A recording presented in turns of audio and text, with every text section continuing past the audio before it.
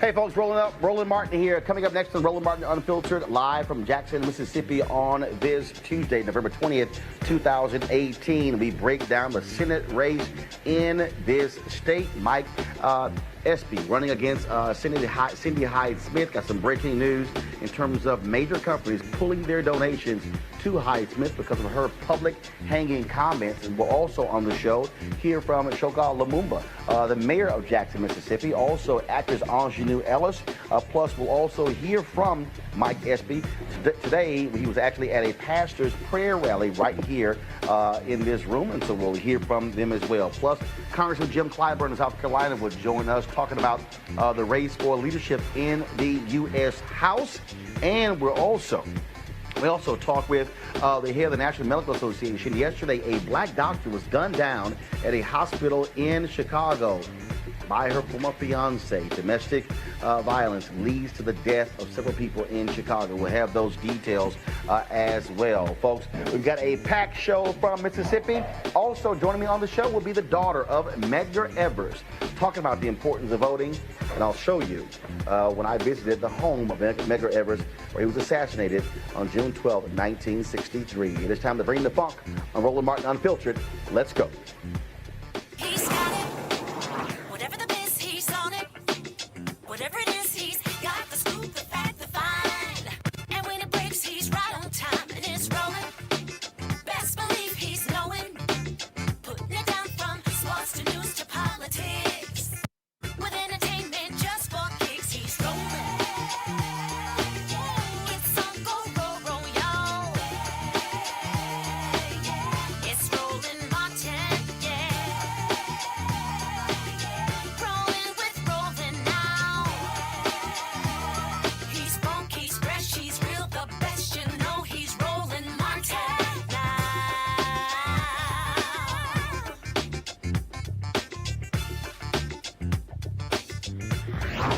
Martin.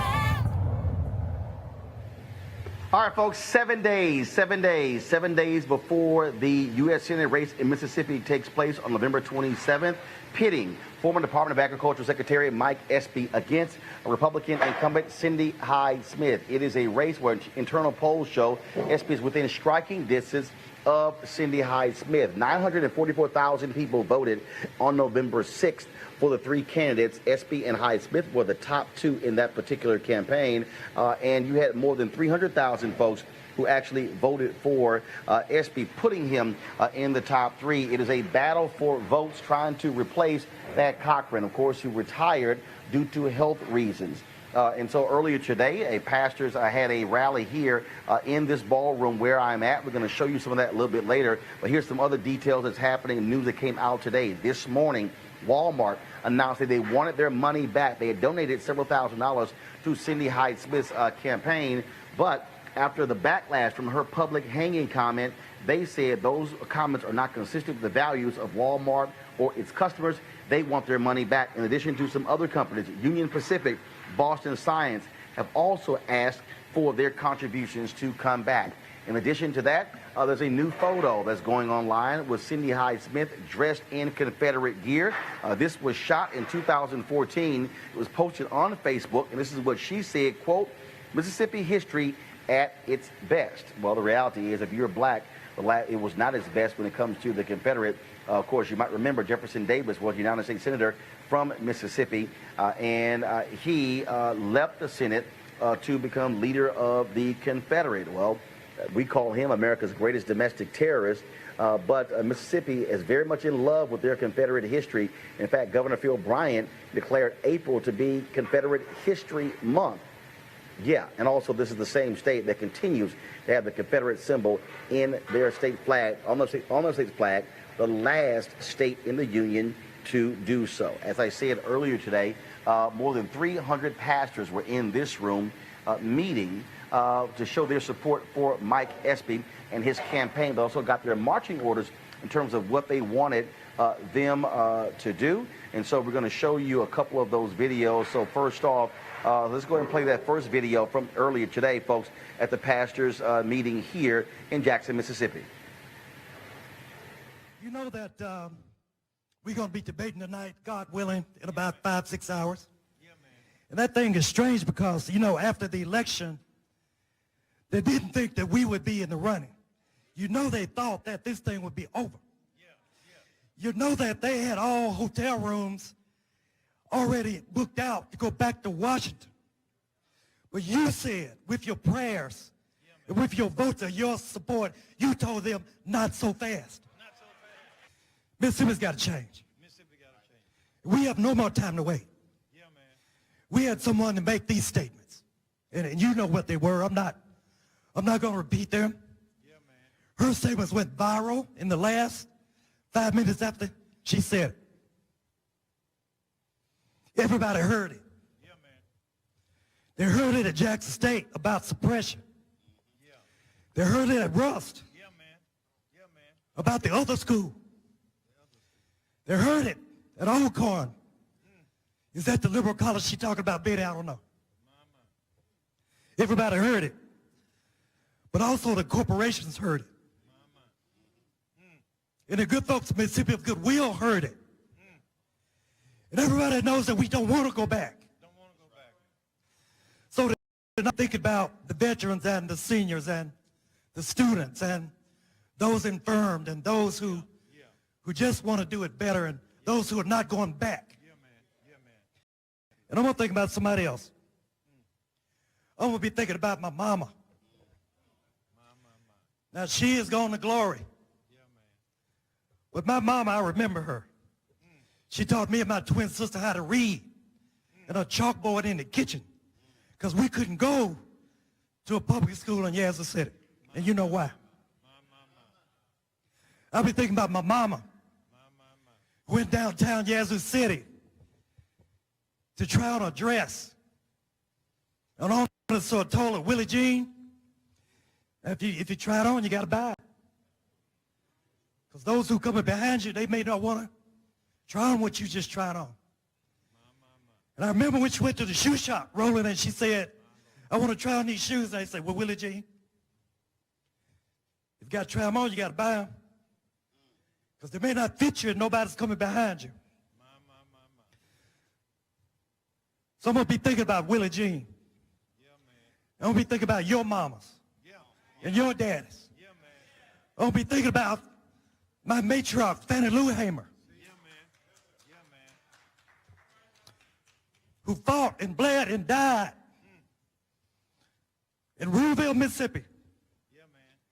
You know, when I decided to run back in March, I didn't know that whatchamacallit was running. I didn't know who was running. But I decided to pay a visit to Ruleville. And you know, she's buried in Ruleville, and she's got a big statue there. I'm talking about Fannie Lou. Yeah, man. And Roland, we had I was by myself. I didn't have drivers. I didn't have staff. Nobody but me. Yeah, man. And I went to her gravesite, and if you haven't been there lately, it's surrounded by a chain link fence. Yeah.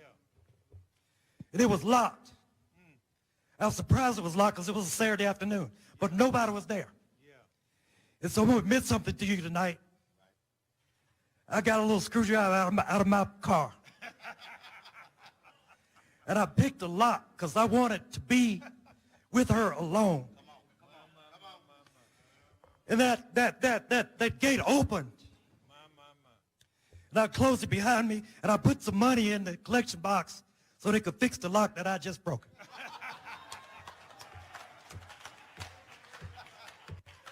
I said, Betty Lou, this is Mike. Mike. You the one that ran for Congress in 1964. Yeah, man. Knowing that you could not be elected. Yeah, man. But yet you had to be the lodestar. You had to be the signal. You had to be the person that people like me would come behind. Yeah, man. My Lord. I said, I want to do it again. I want to try to do it again. I need your strength. I need your prayer. I need your spirit. This thing is not easy. Yeah, man. We got 82 counties. Yeah, man. I mean, the second district is hard enough. There's 82 counties, and some of them have not welcomed me. Yeah, man. Yeah. I felt, Roland, a little twinge, a flicker of a spirit in my soul. My. And that Lou said, go on and get it. Go ahead and get it. Go on and get it.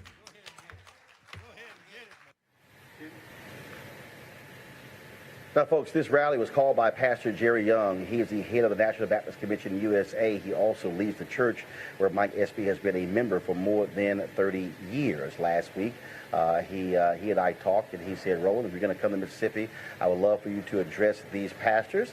And so I did.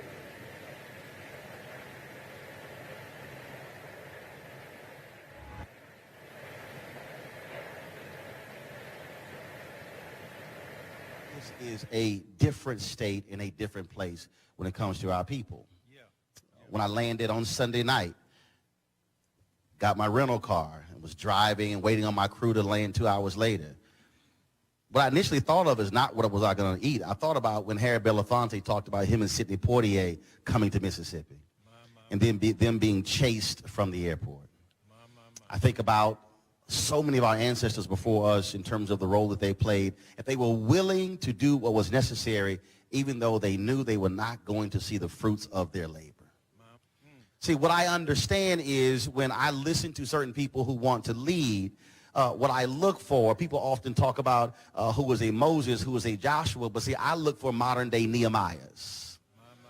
I look for people who have chosen to survey the land and see that the wall has crumbled, and then they come up with a plan of action to then say how to rebuild that wall, because, see, the wall protects the folks who are inside of the wall. And see, you remember, see, Nehemiah went around and he actually looked at the wall and said, okay, we're going to do this, this, and this. But if you read it again, it says the people said, let us rebuild. Let us do it, Doc. Didn't say let Nehemiah rebuild. Then, of course, as you keep reading the next chapter, you begin to read it where it begins to say that also Nehemiah said, and look, there are going to be some haters, some people who say that you can't make this happen. And I've already heard from some haters who say there's no way in the world a black man could somehow be elected in Mississippi. Oh, he black and Democratic? You've lost your mind. But see, Nehemiah said there will be haters, and he said, ignore the haters, keep working. Yeah, man. And then, of course, when the haters then saw the wall was being rebuilt, they then said, oh, no, we got to stop that from happening. And so they began to attack them. Nehemiah said two things: keep one hand on your weapon and the other hand still working.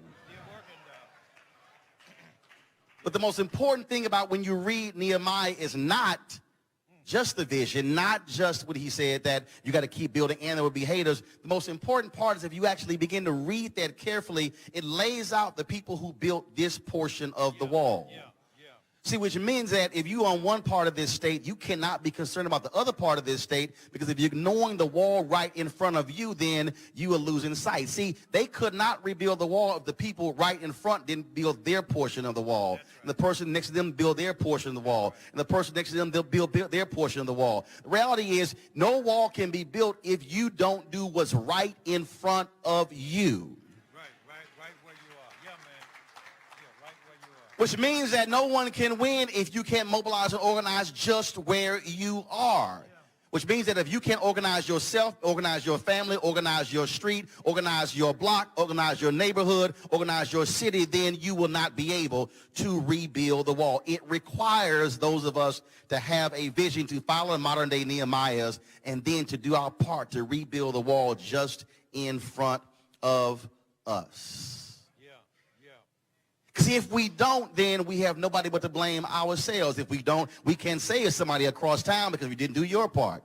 I dare say the only way we can actually be truly effective, the only way we can honor our ancestors, the only way we can actually make a change for the better, if people of conscience, people of faith, people of African descent have the willingness and the guts to stand up and fight and look folk in the eye and say, you can say anything you want about public hangings, you can joke about voter suppression, or you can make all these other different comments, but you are not going to withstand the kind of pressure that we're going to bring to bear on you when it comes to our future, when it comes to what is happening, when it comes to what is needed, that we are going to fight and fight and fight, and like Frederick Douglass said, agitate, agitate, agitate, and then you also must follow what my frat brother Vertner Woodson Tandy, one of our 7 jewels, said to the Brothers of Alpha in 1937 when he said we need more brothers dealing with the issue of the Negro problem. He looked them in the eye and said, brothers, we will fight until hell freezes over, and then we will fight on the ice. Yeah, man.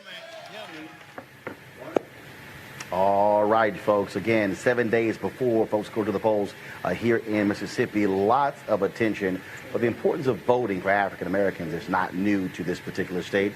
You heard Mike Espy refer to Fannie Lou Hamer in that particular speech. Also, one of the folks who was very much involved in the battle for civil rights and voting rights was, of course, Medgar Evers. He was the field secretary for the NAACP here in Mississippi, Army veteran, who was assassinated in his driveway as a result of his fight for the rights for African Americans. And joining us right now is his daughter, Rena Denise Evers.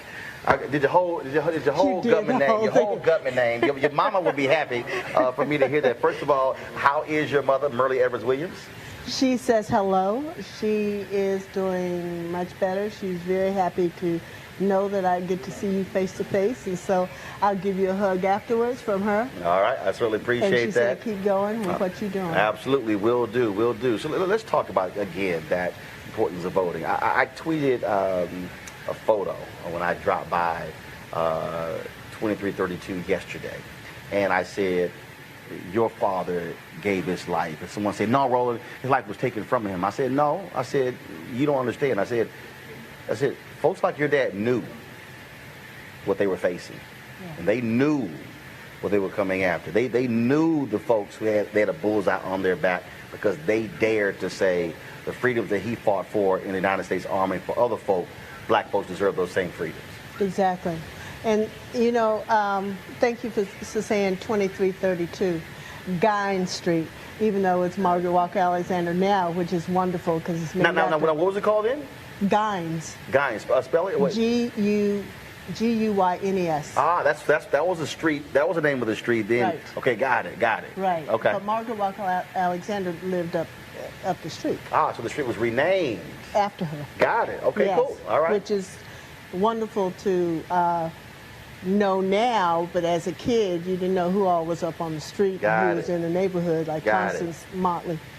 You know, talking about the given his life, they have, the civil rights activists and other activists, given their lives as opposed to being it taken away.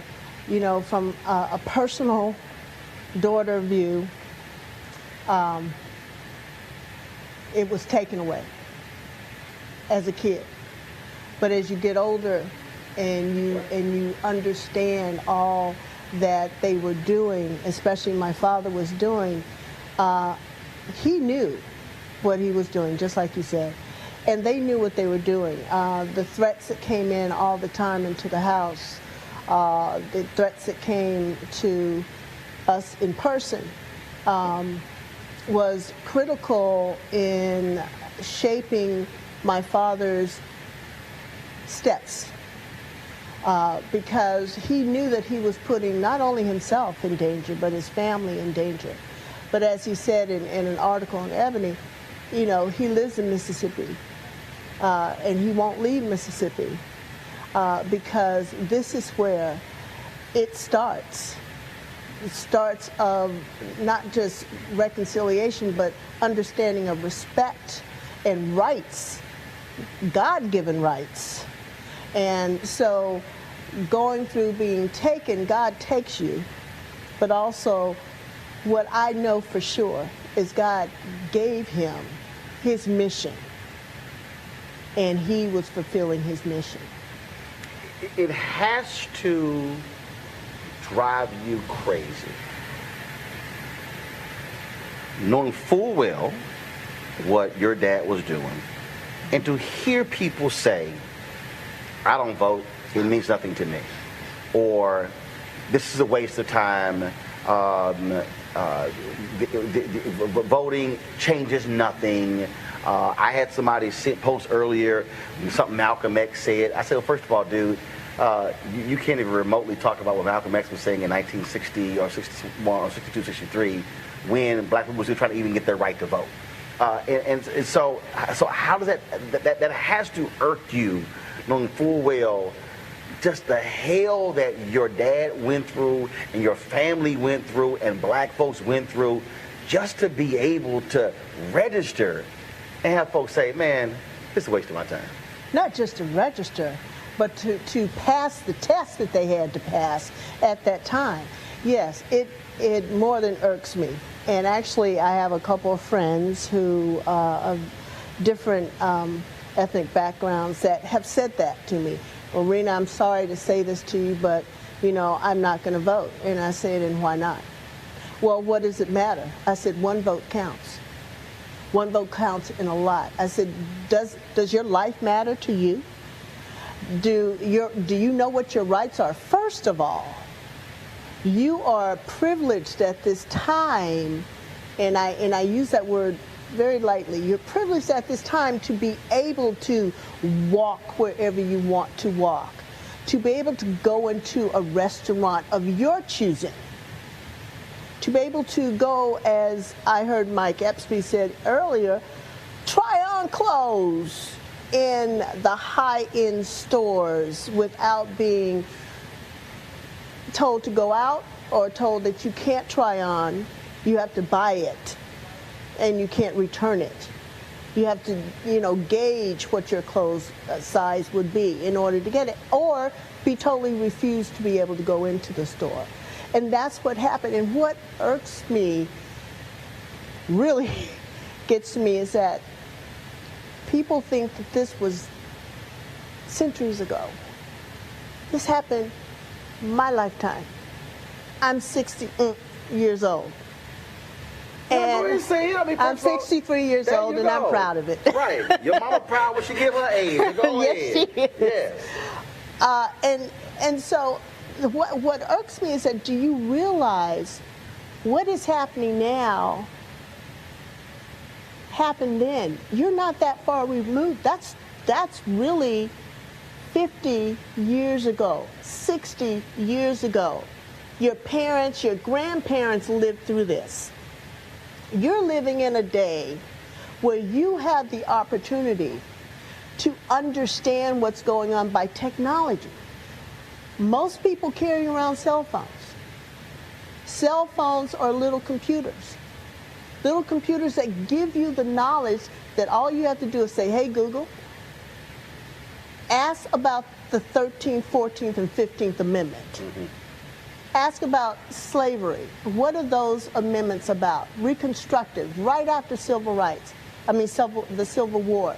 That was the whole purpose of civil rights, of the movement. And the movement started not in the 1900s.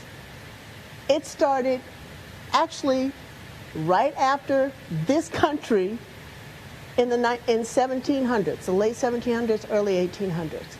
So my real concern, not my real concern, my focus, and so many of us are about educating about why you need to do this.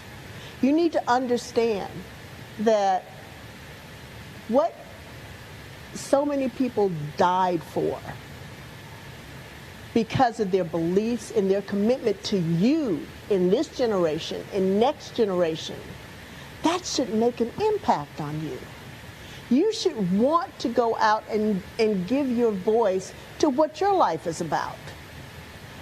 You pay taxes. Now, some of you might say you don't pay taxes, but everybody pays taxes. You pay sales tax, don't you? So where do those sales taxes go to? They go to what the government decides is going to be good for you or not. What programs, you know, the younger children are not being able to have after-school programs. They're not going to be able to have programs that they consider electives. Mm-hmm. So those taxes are being utilized for what? And so I just, to go back to, does it irk me? It has a fire in me that it had, I believe, in my father, in Amzie Moore, in Sam Bailey, in Vernon Damer, in Fannie Lou Hamer, and so many, because they were at the podium all the time. It didn't have to be a podium in front of a large audience. It was each and every one, and that's what we have to do, to educate about your rights. And look, earlier today, again, at the Pastor's Prayer Rally, they announced about 944,000 folks had voted, and that they were seeing numbers voting in this race that were comparable or even higher than when Obama ran. So you got black folks in Mississippi who are energized, but clearly for Mike Espy to win, he's going to need a very, very high turnout of people in order to do so. And so I just want folks to understand it's not like people are ignoring this, but the reality is, again, for me, I'm still a firm believer that even one person sitting at home, not using their power, to me, it makes no sense whatsoever. It doesn't even make sense, because in a year after a bill's been passed, whether it's about your health, whether it's about your housing, whether it's about school, your school debts, it's going to affect every single person. So sitting and waiting for a major election such as a presidential election does not help us at all in the everyday life that we're living. And so you need to be going out and voting when it comes to your local officials, when it comes to your state officials, and all the government officials. And so this race is critical. The race all this year in a lot of different states have been critical, because things are going backwards at an amazing rate that it feels like I'm back in the mass meeting with my dad, and he's talking about your rights and what you need to learn and what you need to do. So we have to get out, not only the vote, we have to get out the ones that are sitting, as you said, in the armchair going, okay, let me look at this election, let me see what it's doing. There's too many waiting to see, and you keep waiting and we won't have. All right then. Okay. I just, if you mind, if I could just say one thing, and I go by my dad, his wisdom, and it amazes me when I go back and read some of his speeches. What's so prevalent now? And I'm like, here we go again, but it's so prevalent. And so I just would like to just read this one thought. Yeah. And I have this on my website. But although great strides in the field of human relations have been made, we cannot give up now. But rather, it is necessary from this day forward that we take increased devotion, lest those precious rights we have gained be taken away. Let it not be said of us when history records these momentous times that we slept while our rights were taken by those who would keep us in slavery, by those who say that we are doing all right. And that speaks volumes now, and that was done in April 20th, 1961. So that's valid now. So those of you who are out there hearing this, don't sleep away your rights. Go out and vote. Take at least 30 people with you, or make sure that they go out and vote, so our rights will be in a solid foundation in this nation. Mayor Evers, always good to see you. Love you. I appreciate it. Okay. Thanks a bunch. Thank you, Steve. All right, then, folks. Speaking of the issue of voting, that's what House Democrats are going to be doing very soon for their leadership. Of course, Nancy Pelosi, she wants to return as Speaker of the House. Steny Hoyer of Maryland, he wants to be the House Majority Leader. And my next guest is running again to be Majority Whip. Joining us right now from South Carolina is Jim Clyburn. Congressman Clyburn, how you doing? I'm doing good, Roland. How are you? But good to hear from you. Doing great. Well, first of all, certainly I do want to get your thoughts before we talk about the House leadership vote. I do want to get your thoughts about Mike Espy running here in Mississippi. You, of course, civil rights leader in South Carolina. You remember Medgar Evers very well, the fight that black folks had to vote in Mississippi, and just your initial thoughts about his campaign. I do remember all of that very well, and it's kind of interesting to hear the previous guest talk about 1961, the year I graduated from South Carolina State. Also, the year I went to jail for my final time. And it was all about trying to get the right to vote off the back of the bus into making individual decisions based upon whatever you were capable of rather than because of your skin color. And to see what is happening now, new Supreme Court decisions gutting the Voting Rights Act, new judges being appointed, judges who make it very clear in their writings and their speeches that they will turn the clock back if given the opportunity. And one of the checkmates to all of that is the Mike Espy race down there in Mississippi. If Mike Espy were to win this election, I think a week from today, he would be standing in the gap of whether or not these right-wing judges will continue to be appointed to the United States Supreme Court. I am hopeful that people in Mississippi will turn out in record numbers, something similar to what the people in Alabama did when they stopped Judge Moore. And things are lining up for that to be the case. Judge Moore made who he was and still is, I suppose, very clear in things he did and things he said. And people were incensed by it. And a lot of people who would have ordinarily voted for him were insulted by it. And the ingredients were there for us to win that victory. What we just heard, this senator have to say about making a joke about a public hanging. And I understand rather than apologize, she doubled down. And other things have come out that she has said. And I venture to say it was a bullhorn rather than a dog whistle. That is, you can't have a louder bullhorn than that, than to talk about a public hanging and try and never apologize for it. She was sending a signal to various people there in Mississippi, and one of them responded almost immediately, writing her a check for $2,700, which is all the law will allow him to make.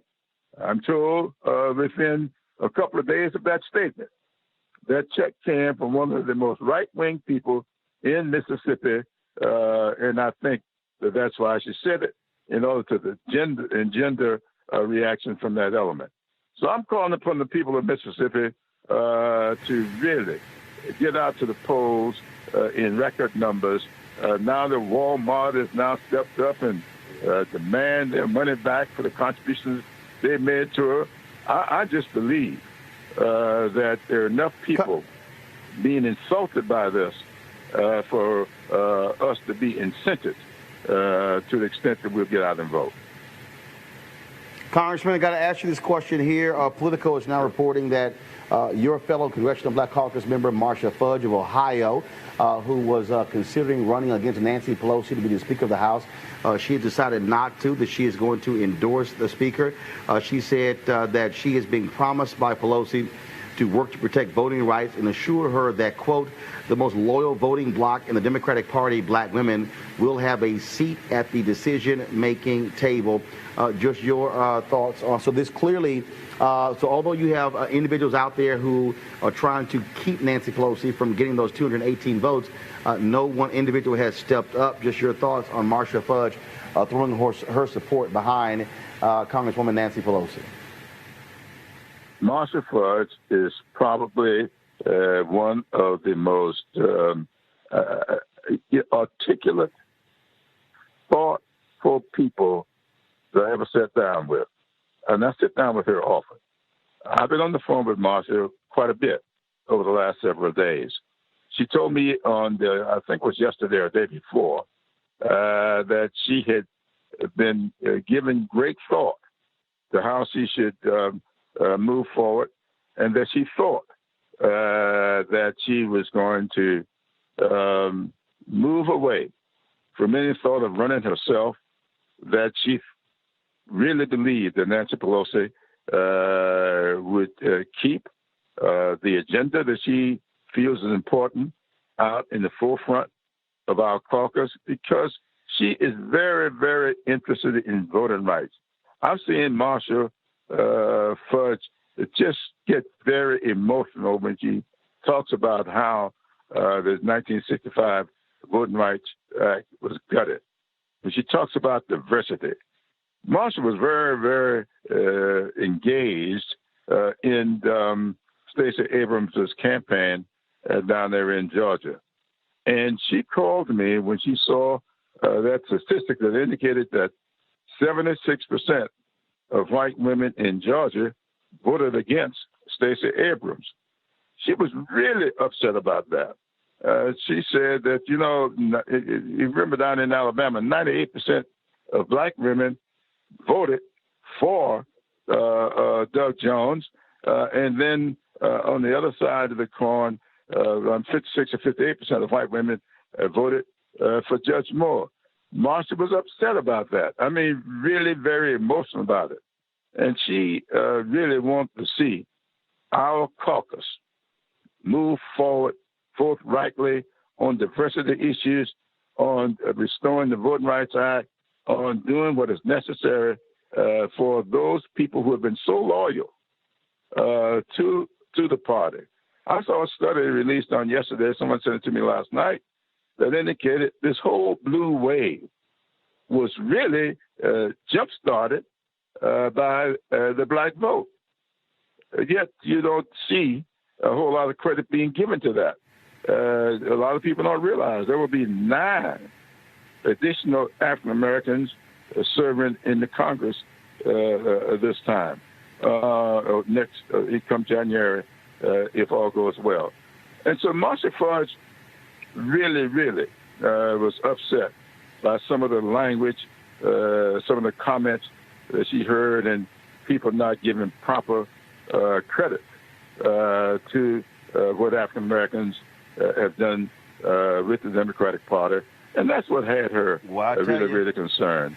But she told me on yesterday that after giving it great thought over the weekend and discussing it with her family, that she was not going to move forward in the challenge to Nancy Pelosi, but that she had some discussions with Nancy. I think it's been publicized. They met before we left Washington on Friday.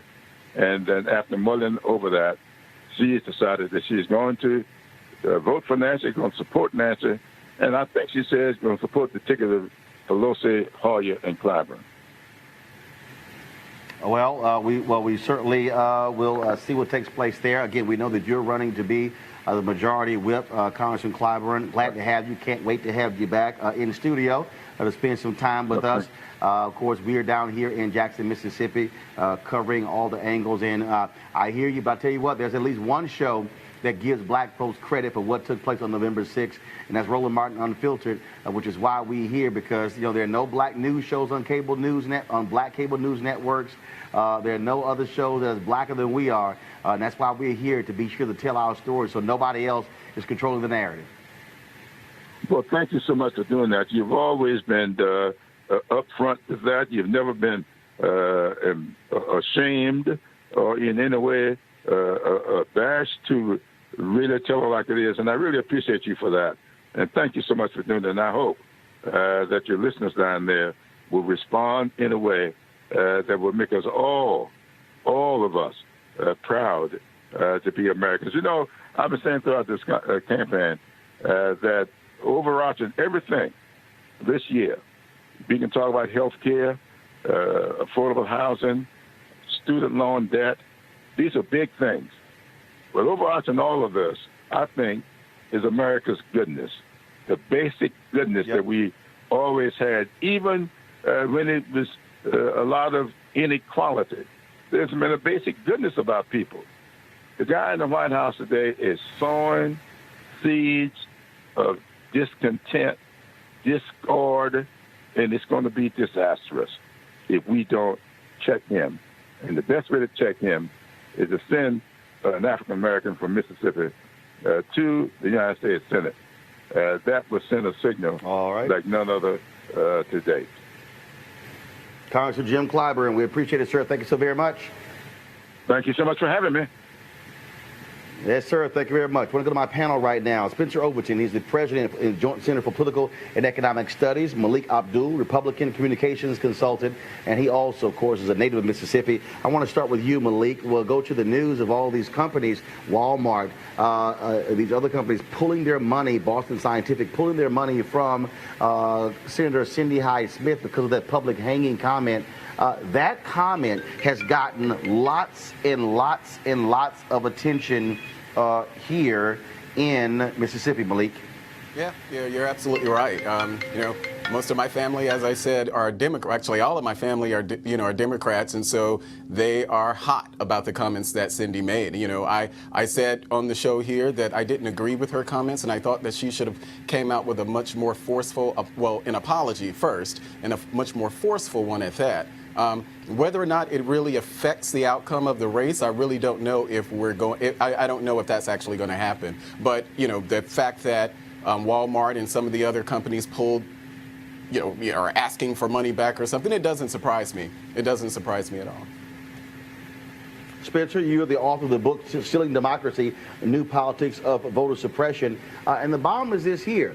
We know that voters, whether you are white, whether you're black, whether you're Latino, people respond to things in a much different way. And the reality is, in the sense that I've gotten being on the ground since Sunday, is that black folks have been very energized and very focused as a result of that public hanging comment. You have others who say, look, she knew exactly what she was saying. Of course, her also joking about voter suppression.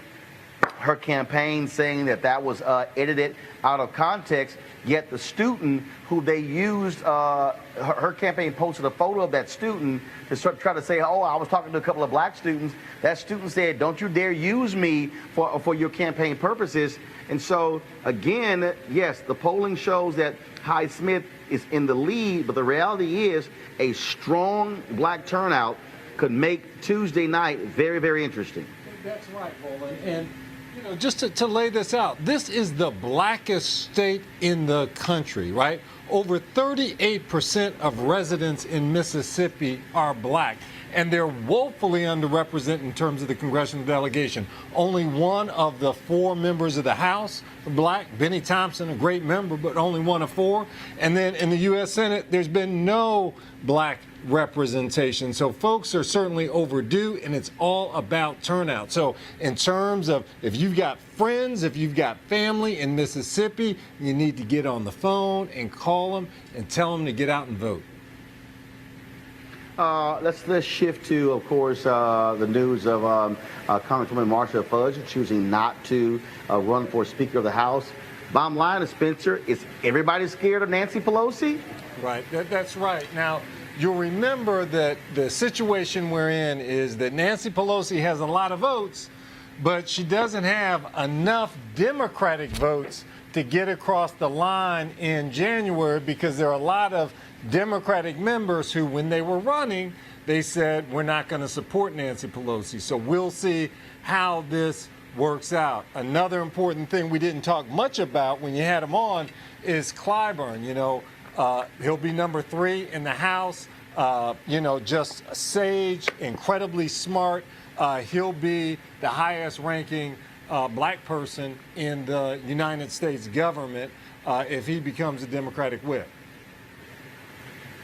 Malik, again, look, competition is important, and the fact that you have these folks who don't want to vote for Nancy Pelosi, they've got nobody to vote for because no one has publicly said they're going to run against Nancy Pelosi.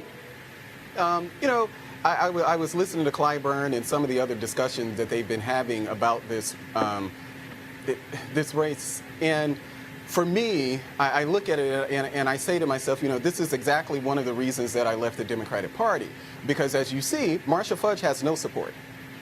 The Congressional Black Caucus, the largest caucus in the House, she wants to run and she gets no support, and it's reminiscent to me. No, hold up, no, that is not true. Well, it is not true that she does not get any. Okay, well, Malik, that was an exaggeration.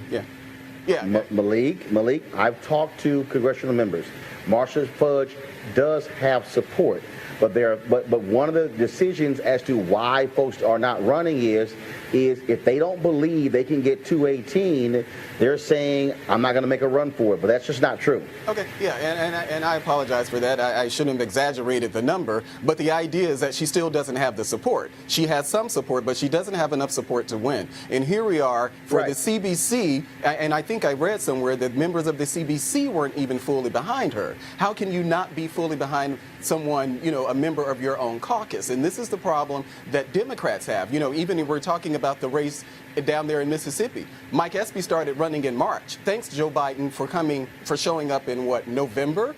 You know, I appreciate the natural interest in the race, but the reality is that Mike Espy has been running since March, and he's had no support from the larger Democratic Party. They weren't interested in talking about Mike Espy because they were more interested in talking about Gillum. They were more interested in talking about Abrams. So now I got to push back on Malik on this House issue, right? And I got to push back because if you look at the Republicans in the House, I mean, we've been through speaker after speaker because it's such a difficult group to manage here. I mean, we basically have Paul Ryan leaving because it's just a difficult group to manage. With Nancy Pelosi, you've got someone, you know, certainly she's got her defectors here, but she does have a significant amount of support. She's raised over $100 million for the Democrats in terms of doing this. And so certainly I think the Republicans have been much more so cats scrambling every which way as opposed to the Democrats. And it takes real strength to hold so many different people in line. Yeah, I'm not going to, I give Nancy credit. She's very talented. She's a skilled tactician. She's great. But the reality is that there sits Marcia Fudge, and she has no support. She has very little support, and it doesn't seem like she has that from her caucus. Okay, again, you have support there. It may be 60 to 100 votes, but you need 218 is really what the issue there is. All right, folks, gentlemen, hold tight 1 second. I got to go to a break. And so I want to share a message from one of our partners, folks. As we transition into the holiday season, this is the time when people are starting thinking about giving and also sharing. And sometimes the best gift is when you actually present an opportunity to yourself. Give yourself your own gift. That's why our friends at Transatlantic Real Estate have created an investment opportunity for the everyday investor involving legal marijuana and crowdfunding. Now, we all know that legal marijuana has created one of the fastest growing industries in the country, no pun intended. Also know that crowdfunding makes it easy to be an early investor of an opportunity, but it gets even better. What Transatlantic is doing is different, and that is their business model is essentially buying the land that supports marijuana grow operations and leasing it to licensed, high-paying tenants. Now, what that means is you will be a landlord of a licensed marijuana farm in a high-growth market. Now, they're accepting investments for little as $300 up to $10,000 before the company goes public. Now, here's what's important. You must complete and confirm your application to participate. Again, complete your application and confirm your application to participate. Now, you can spend all your holiday money on gifts, but what if you get a return on your investment? You could also could consider making an investment for somebody else, and that could be their gift. That's a hell of a holiday gift. Now, to get started, go to marijuanastock.org, marijuanastock.org, for you to get into the game. And so we certainly want you to do so. All right, folks, time for our hashtag HBCU Giving Day University. Don't forget, you can go ahead and roll the graphic if you want to. Of course, it is Jackson State University, founded in October 23rd, 1877. One of its great graduates is Walter Payton, also Cornell William Brooks, former CEO of the NAACP. as well as Congressman Benny Thompson and Rod Page, former Secretary of Education for the United States. So as you support Jackson State, go to www.js.ums.edu, js.ums.edu. And graduates of Jackson State, we want you to also give back to help there. Folks, a tragic and sad story out of Chicago where a gunman killed 3 folks, including himself, yesterday at Chicago's Mercy Hospital. One of the folks was a Chicago cop, including a pharmacy technician, but the shooter came there to confront his ex-fiancée, Dr. Tamara O'Neal, 38 years old. She was described as dedicated to her church and her patients. She graduated from the University of Illinois College of Medicine in Chicago just 2 years ago and had worked as a resident at Mercy for 2 years. Folks, she's now dead. She was shot repeatedly by a man with a history of bad behavior towards women. He also had a restraining order against him from his ex-wife. Now, he bought his gun legally and had a concealed carry permit, even though he had that level of history with domestic violence. Joining us right now is the president of the National Medical Association, the largest group of black doctors, Dr. Neva Lubin Johnson. She is there in Chicago, and in fact, she has been on the staff at Mercy Hospital for 30 years. Dr. Johnson, first of all, just such a sad story. And again, here you have this black woman becomes an emergency room physician. She's out there doing her best, and she loses her life because some guy has this constant issue with domestic violence. Good evening, Roland, and thank you so much for having me this evening. It's truly a tragedy. I did not know her, but I wish I had.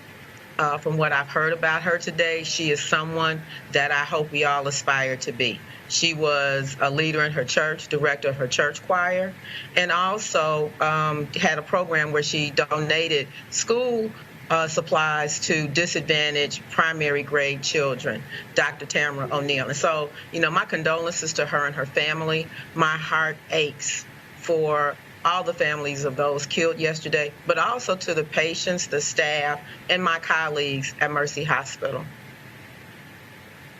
You are calling on Governor-elect J.B. Pritzker to enact stricter gun control laws. Now, we know, of course, Chicago, they had their gun law that was challenged. I'm just trying to understand, how can this guy have this history when it comes to abusive behavior with women, yet was still able to buy a gun legally and get a concealed gun permit? And I think that's one of the things that needs to be done. One of the things that needs to be done for sensible gun reform. I mean, somebody who had a restraining order taken out on them should not be given the honor and the privilege of being a gun owner. And I think that's one of the things that can be done. And I'm saying the legislature needs to pass some legislation that he can sign, so we'll have some sensible gun reform. Not only did he have this restraining order, but he also was cited, although not charged, for sending unending texts to an ex-girlfriend. And also, he was put out of the fire academy for aggressive behavior towards women. Well, it is certainly an absolutely sad story. 3 people are dead. The gunman took his own life as well. And it is sickening to actually think about. And our prayers certainly go to Dr. O'Neal's family, as well as the other folks who lost their lives as well. Dr. Johnson, will keep us abreast of what happens with the governor-elect there. Anything we can do to help, please let us know. I will definitely do that, and thank you again so much for having me. I really appreciate this opportunity. God bless, and happy Thanksgiving to you and all your viewers. Appreciate it. Malik, I want to start with you. Again, I know people out there, they love talking about the Second Amendment, how important it is. But when you have individuals out there who are abusive to women, who are dangerous to society, for this guy to somehow get a gun legally and to get a concealed gun permit, to me, is absolutely crazy. Yeah, as someone who's, very pro Second Amendment, I grew up, in Jackson. My grandfather would drive around with his shotgun in the back of his truck because he was allowed to do it. So I'm definitely pro Second Amendment. But in this case, and what we're talking about in Chicago, the system failed. the system failed her. The system failed this, Chicago. I don't know. I know that Chicago is a very, as far as their gun restrictions, I do know that they were very restrictive with their guns, but this seems like we need to have a larger discussion, and we have these sort of things all the time. Each time something happens, we say to ourselves, okay, well, what are we going to do? But in this case, I mean, the guy bought the guns legally. And there has to be some sort of check before he's able to do that, some sort of mechanism. Even I'm saying this as a conservative, there needs to be a mechanism to prevent these type of things, because I would like to see what the NRA statement on something like this is, because this is indefensible. Something failed, and it wasn't having, and the answer is not another person having a gun. Something failed to the fact that, to the idea that he even had the gun. So, I think that, they need to look into that. And whatever they can do, we don't need to have Americans around this country dying for something like this. And Roland, the data shows that domestic violence is an indication of people who are likely and prone to commit gun violence. So certainly the Illinois law needs to be changed. One problem, though, in Illinois, and this is the reason that I think we differ on this. One reason we need federal regulation is because a lot of the deaths that happen in Chicago are a result of guns that are brought from Indiana, where there are fewer restrictions on guns. Yeah, that's true. That's true. Yep, and that really is the problem there, those collar counties that are around Chicago. So it's really a sad story. Folks, I am broadcasting live from the ballroom here at the Marriott in Jackson, Mississippi, where earlier today there was a prayer rally for Mike Espy, who is running for the United States Senate. He's going to be debating Senator Cindy Hyde-Smith tonight in about an hour, and so we'll be sharing that on our streaming channels as well. But before that rally, I had a chance to sit down with the mayor of Jackson, Mississippi, Chokwe Lumumba, of course, who succeeded his father, who was elected in 2014. Shortly thereafter, died of a heart attack. And he is considered the most radical mayor in the country. And he said he has a strong vision for this city. And so here's some of our conversation. The first thing I want to start off with, we do have some breaking news.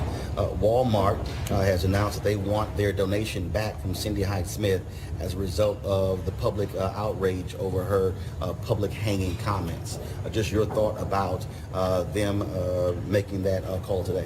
Well, I would commend them for that step. That's one step further than she has made for herself.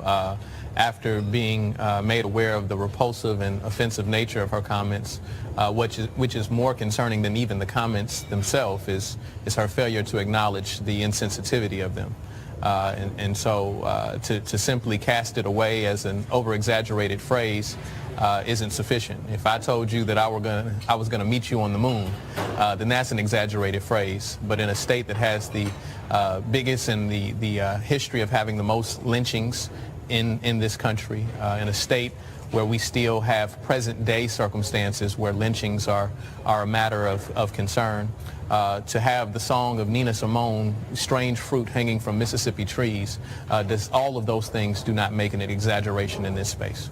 And when you, of course, she then said, well, that was a statement about, holding someone in personal regard. And I'm going, I don't quite recall hearing that statement anywhere. I've heard lots of different statements, not that one, by saying that if that person invited me to a public hanging, I'll be happy to be on the front row. Yeah, that isn't anything that we use in my family or any circles that I am engaged in. And so it is an offensive, repulsive statement, and her failure to acknowledge that simply shows the type of mentality she would be returning to Washington with.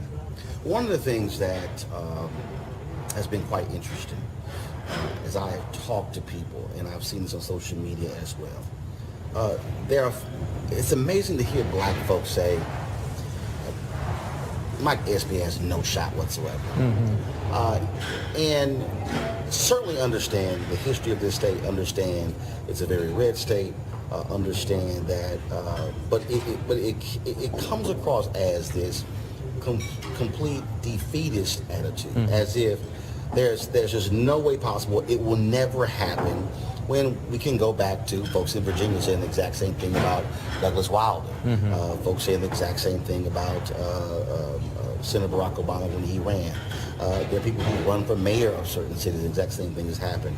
Can you speak to that in terms of trying to get black folks in this state to realize that if you look at the hardcore numbers and then black folks vote their power, it could actually happen? Absolutely. I would actually suggest that as we see elections in Florida, we see the Stacey Abrams election in Georgia, and very proud of the efforts that both of those individuals gave. I would argue that a black candidate winning a statewide office in Mississippi by its demographics alone, that Mississippi is a space where they could be even more viable. And so it requires that we speak to people's issues, that we speak to their concerns, and I believe that this is a very important election, and I believe that Mike can win it. If people get out, if people understand and vote their interest as opposed to just party lines. I would challenge someone in Mississippi as we're, seeing Cindy Hyde-Smith and a Republican Party beating the drum about a border wall. I'd ask someone in Mississippi, when was the last time that immigration was your problem? You've been the poorest state as long as I can remember, and no immigrant has taken your job. If it was your job, they couldn't take it in the first place. And so when we're talking about a candidate in Mike Espy who talks about health disparities, a very real circumstance in Mississippi, that's speaking to your interests.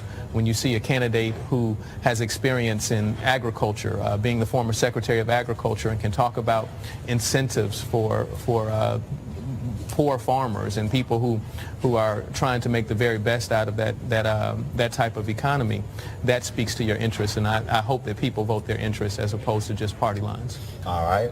Mayor Lumumba, we certainly appreciate you sitting down with us and having this conversation. Glad to be back in your city, and certainly look forward to coming back next time. Happy to have you here, brother. All right, then. All right, then. And first of all, folks, we're going to go a little bit over our time today. I want to thank Spencer and Malik for being on our panel today. I know we had quite a packed show, and so I thank both of you for being on the show. Again, folks, don't forget, I told you to be sure to get Spencer's book on voter suppression. You can get that on bookstore, Amazon, however you want to order it. And so, Spencer, Malik, thanks a bunch. Thanks, and happy Thanksgiving.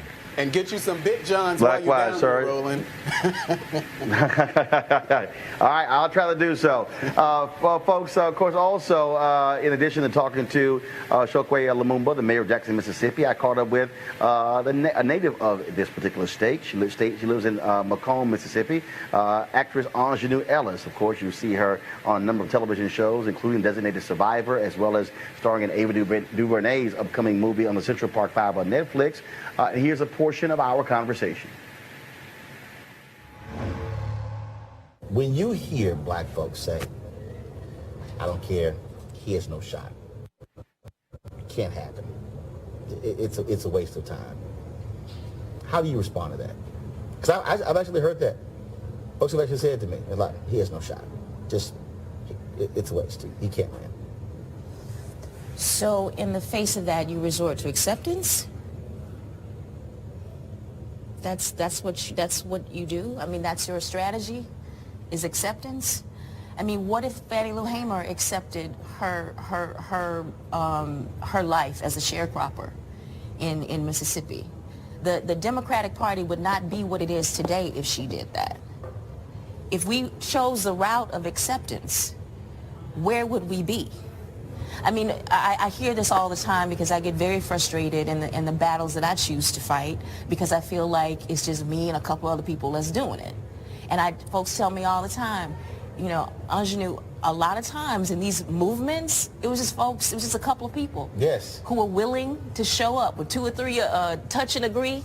That's what essentially made a movement, because it was just a couple folks ready. Now, folks came out for the cameras, came out to be in the street because it was sexy.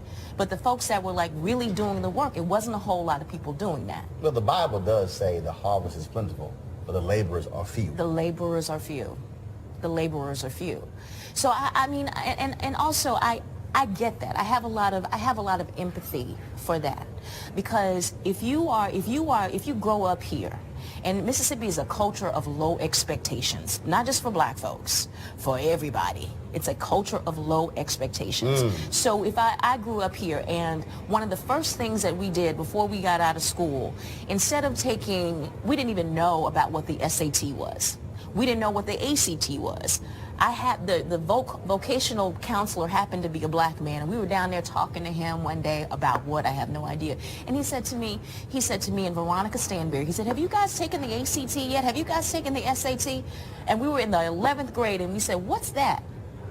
What is that? But I tell you what we had taken. We had taken the ASVAB, and the ASVAB is the admission test for the military. So we were good enough to put our lives on the line, but not good enough to go to college, right? So a man intervened in that to show us that we had another path. If I had stayed on this path of what was Mississippi intended for me, I would not be sitting here talking to you right now. There's no way in the world. But I had to have these interventions that came in all these different sort of directions, because this is a culture of low expectations. And all those things, these symbols, these signs, these instructions that are here, that are everywhere. Everywhere you see a Cindy Hyde-Smith sign, you see a Confederate flag.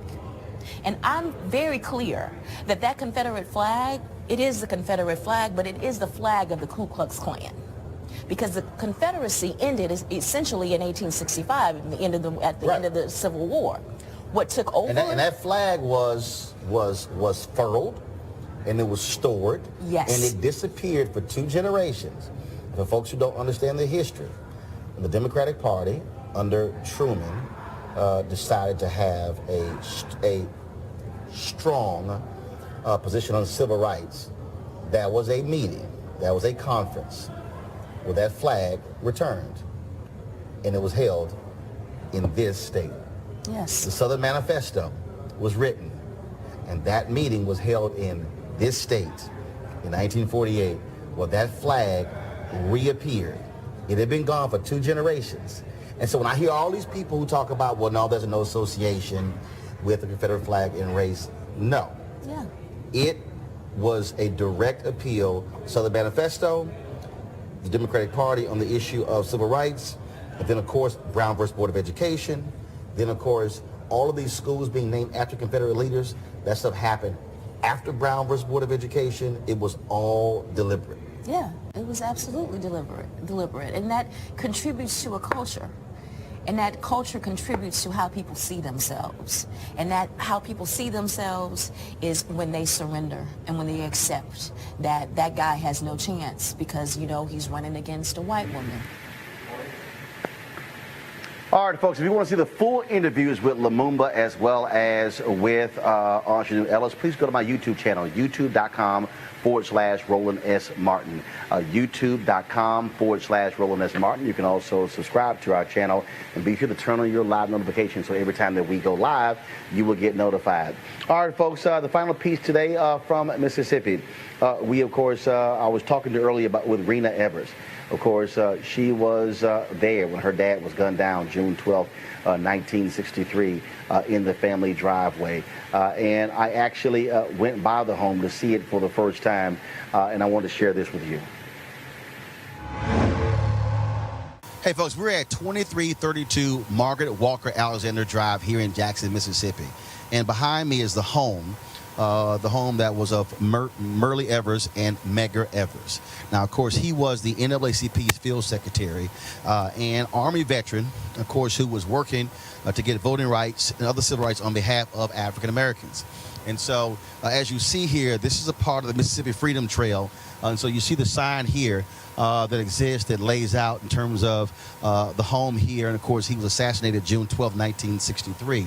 And this was placed during the 50th anniversary of the Freedom Rides, which took place in 2011. Now, if you come onto this side over here of the sign, what you will see is an explanation that this was a 3-bedroom home, and it was the first middle-class subdivision built by black developers here in Jackson. So there's lots of information here about, of course, this neighborhood, the home, but also Medgar Evers and who he was. And, of course,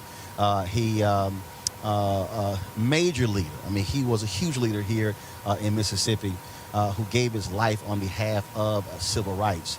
And so what took place, folks, we're going to walk this way. So what took place on the night President John F. Kennedy was giving a speech about the importance of a civil rights bill, what happened was Medgar Evers was coming home. His family was inside watching the speech. And then, of course, across the street, take a shot there, take a shot across the street. Across the street, hiding behind the cross, in those wooded area there, was a white supremacist, Byron Della Beckwith. And so when Medgar Evers came home, he pulled into the driveway here.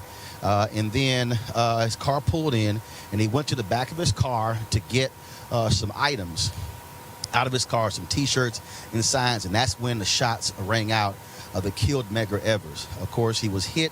Then, of course, he crawled his way up this driveway right here to the steps where his wife and his children came out. And, of course, it was horrible for them to actually see their husband and father shot and killed. And what you see here, of course, you see here, this, of course, is a National Historic Landmark.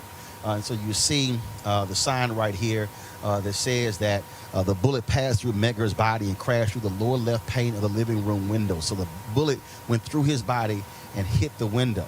And, of course, and it has all the details here. These photos were taken by the Jackson Police Department shortly after his murder. And you see an aerial shot as well where it took place. And so, and it says here that the aerial view shows the Evers home at the very top of the photograph. It depicts where assassin Byron Della Beckwith's car was seen earlier by witnesses at Joe's Drive-In.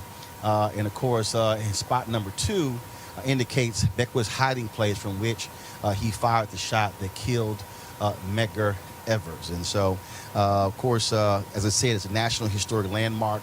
And you see some of the other photos that are up here as well that marks. And so the image over here, this was the car that Medgar Evers was driving, the white car. And then, of course, he was shot.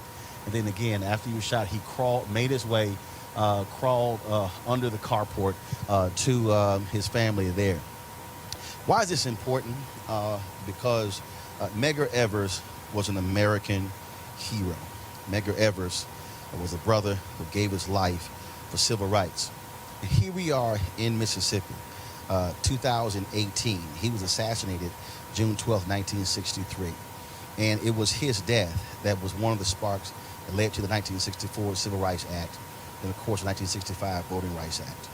And this is a man who, again, gave his life, was fighting on behalf of other black folks. He served his country, served in the military, bled, came home, but could not enjoy those same freedoms. And so here we are in 2018, U.S. Senate race. African-American Mike Espy is running for the United States Senate. The election will take place on November 27th. And for a lot of people out there, they say, well, I don't really see why it matters. The reality is it matters because we're standing on hallowed ground. We're standing on the very place where Medgar Evers died in order for people to have the right to vote. Now, you might not say that doesn't mean anything, but the reality is a wife, children lost their father in order for us to have the right to vote. I don't care who you are. I don't care if you think that politics doesn't matter.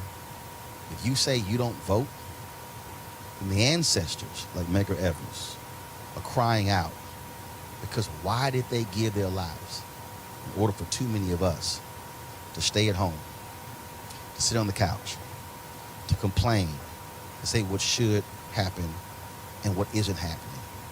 The reality is he understood the power of that ballot. And the reason he was assassinated is because people like him were scared to death of the day when black folks utilize that power. Folks, stay woke, be woke, and vote. In Mississippi, November 27th, every single black person in this state who is registered should be lining up at the polling station to vote because Medgar Evers gave his life to make sure you had the opportunity to do so. All right, folks, that is it for us broadcasting live from Jackson, Mississippi. We certainly appreciate all the great hospitality we've had here, the Marriott Hotel, all the staff here. They've been phenomenal. Also, of course, the folks from the Prince Mason Lodge as well, and the NAACP where we broadcast on yesterday. Thank you for all the guests that we have had. Thank you for also watching. Please be sure to share our content. First of all, we want you to keep supporting Roland Martin Unfiltered by going to RolandMartinUnfiltered.com and joining our Bring the Funk fan club. Your donations to our fan club actually make this show possible, make it possible for us to be able to be on the ground, traveling across the country, and then being able to share these stories, these critical stories with you. And so we certainly appreciate it.